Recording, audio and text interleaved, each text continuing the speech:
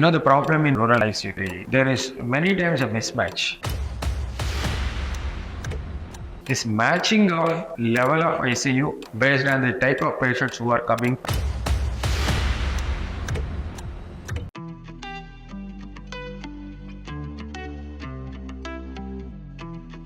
Yes, we have to have teams of people. We have to check their level of competency. We have to ensure that adequately trained in their knowledge and skills and then posted. There should be backup teams. And if a doctor suddenly leaves for any reason, there should be a backup team to replace that person. This whole system we created with the matching manpower per level of ICU, right?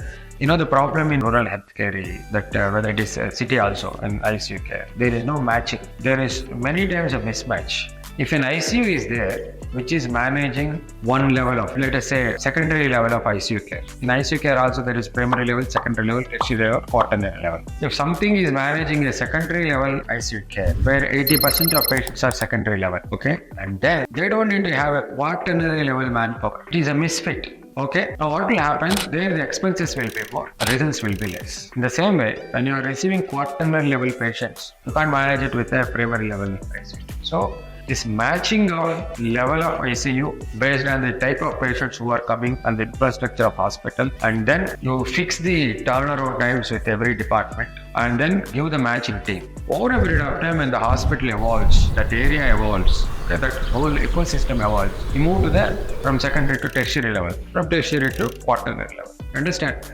That time anyhow the business is born. So we can afford to increase the manpower cost for us. This algorithm is what we patented. Sipaka has worked for almost a decade on these algorithms to match these things. No one has ever looked into all these things before. Even the international guidelines, if you go back and check, if you are a healthcare professional, I would like you to go back and check the international guidelines. Guidelines will talk about an ICU, to manage that ICU, where the ICU should be located, how the ICU should be, equipment, what type of equipment, and what type of manpower they define. What we are talking is, for a smaller hospitals, based on the type of patients, how do you match the survival of the ICU? If you follow the guidelines, I'm not saying you shouldn't follow. That is meant for bigger hospitals, where you have full ICU, patients are there, hospital is big, yes, that guidelines are there to provide the care, correct? They are all high-level ICUs. But has anybody went down to a place where the resources are scarce? Based on that, there should be an algorithm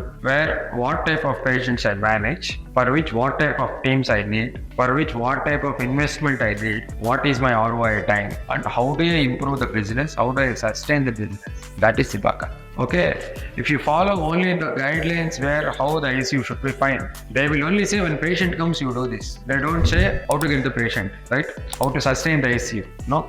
So where we have incorporated all those things and did these algorithms. That is when we are doing these market surveys and then analyzing the types of ICU, that we realized if there is a place, you may be getting every single type of patient, but even if the patient is very sick who requires quaternary care, ultimately you give tertiary because it's a tertiary level ICU, you provide tertiary, you can actually save that life. Let the patient go to quaternary ICU later. Correct? So based on the level of hospital, type of patients, majority of patients, type of specialties available, there are algorithms where you mix and match and then finalize what type of ICU you need. For that, getting a manpower, training them, keeping them there, keeping the backup teams, and then working around it with proper input and output parameters and providing quality care. These are the algorithms that Sipaka has developed over the last few years and then patented. So I would like to say that it is not impossible to get the manpower and operate, provided you follow the proper algorithm.